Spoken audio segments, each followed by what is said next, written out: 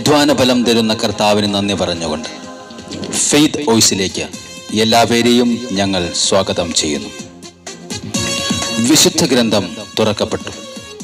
വിശുദ്ധ യോഹന്നാന്റെ സുവിശേഷം 21 അധ്യായം 5 മുതലുള്ള തിരുവചനങ്ങൾ വെളിപ്പെടുത്തുന്നു.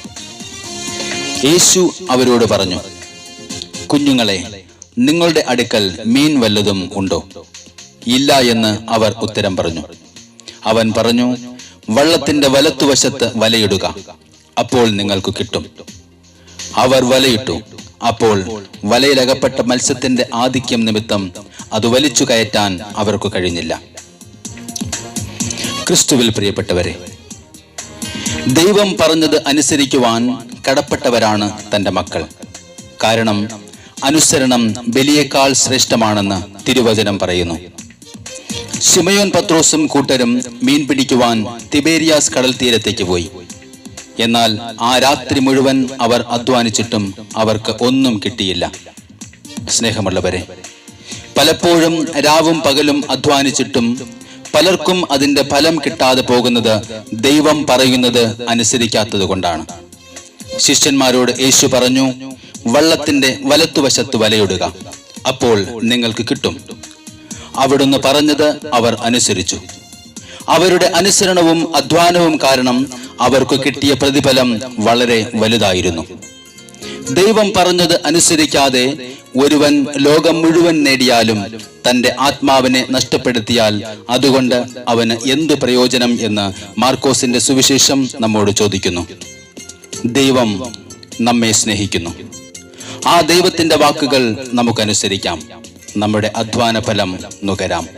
വചനം പറയുന്നു, ഞാൻ നിങ്ങളെ അനാഥരായി വിടുകയില്ല, യുഗാന്തം വരെ എന്നും ഞാൻ നിങ്ങളോടുകൂടെ ഉണ്ടായിരിക്കും.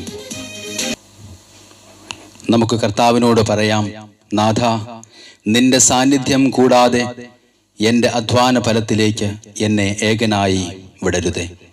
നിന്റെ പക്കലുള്ള ജീവമൊഴി പറഞ്ഞു തന്ന് എൻ്റെ അധ്വാന ഫലം ഞാൻ നുകരട്ടെ.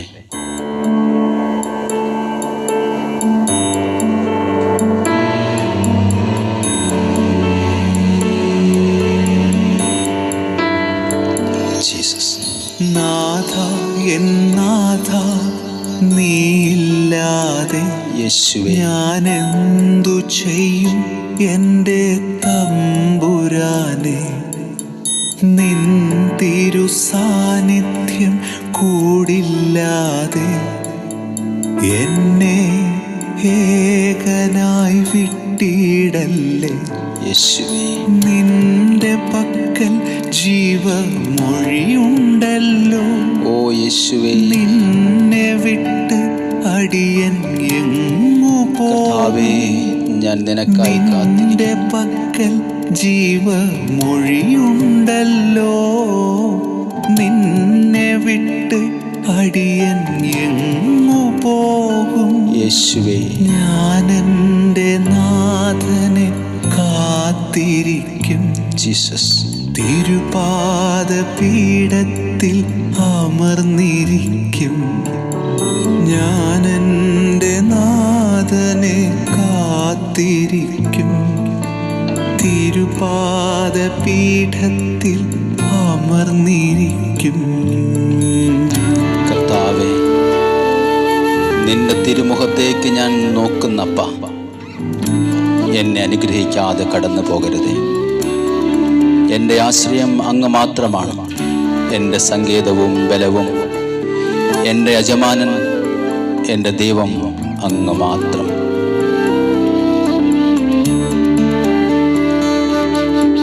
തിരുമുഖത്തേക്കു ഞാൻ നോക്കുന്നപ്പ എന്നെ അനുഗ്രഹിക്കാതെ നീ പോയിടല്ലേ.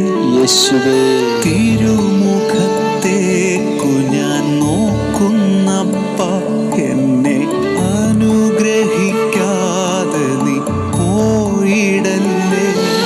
തമ്പുരാനേ, യേശുവേ, ഓടയോനെ, എൻ പിതാവേ, യജമാനനേ, തമ്പുരാനേ,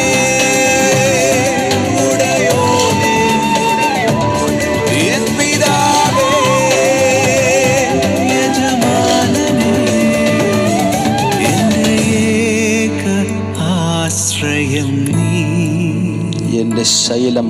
എന്റെ ശൈലം സങ്കേതം നീ, ജീസസ്. എന്റെ ഏക ആശ്രയം നീ, എന്റെ ശൈലം സങ്കേതം നീ. പുതുശക്തിയോടെ ഞാൻ എഴുന്നേൽക്കട്ടെ കർത്താവേ. നിന്റെ ബലം എനിക്ക് നൽകണമേ തമ്പുരാനെ. എൻ്റെ ആശ്രയം അങ്ങ് മാത്രം. പുതുശക്തിയോടെ ഞാൻ എഴുന്നേൽക്കുവാൻ നിന്നാത്മബലം എനിക്കേറെ വേണം യേശുവേ. പുതുശക്തിയോടെ ഞാൻ എഴുന്നേൽക്കുവാൻ നിന്നാത്മബലം എനിക്കേറെ വേണം തമ്പുരാനേ, ഉടയോനേ, എൻ്റെ പിതാവേ, എൻ പിതാവേ, യജമാനനേ, തമ്പുരാനേ, ഉടയോനേ,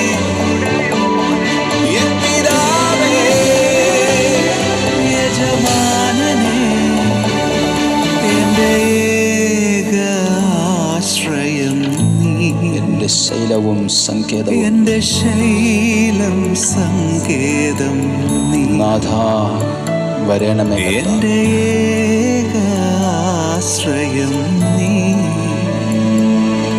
എന്റെ ശൈലം സങ്കേതം നീ.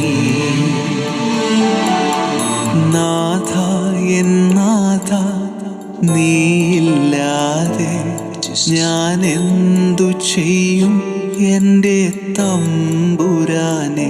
യേശുവേ. നിൻ തിരു സാന്നിധ്യം കൂടില്ലാതെ ജീസസ്. എന്നെ ഏകനായി വിട്ടിടല്ലേ. യേശുവേ, നിന്റെ പക്കൽ നിന്റെ ജീവമൊഴിയുണ്ടല്ലോ കർത്താവേ. മൊഴിയുണ്ടല്ലോ. എന്നെ വിട്ട് പോകരുത് നിന്നെ നാഥാ. വിട്ട് അടിയൻ എങ്ങു പോകും. ജീസസ്. നിന്റെ പക്കൽ ജീവമൊഴിയുണ്ടല്ലോ. നിന്നെ വിട്ട് അടിയൻ എങ്ങു പോകും. ഞാൻ എൻ്റെ നാഥനെ കാത്തിരിക്കും.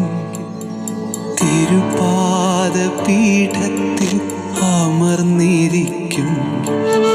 ഞാൻ എൻ്റെ നാഥനെ കാത്തിരിക്കും. തിരുപാദപീഠത്തിൽ അമർന്നിരിക്കും. ജീസസ്.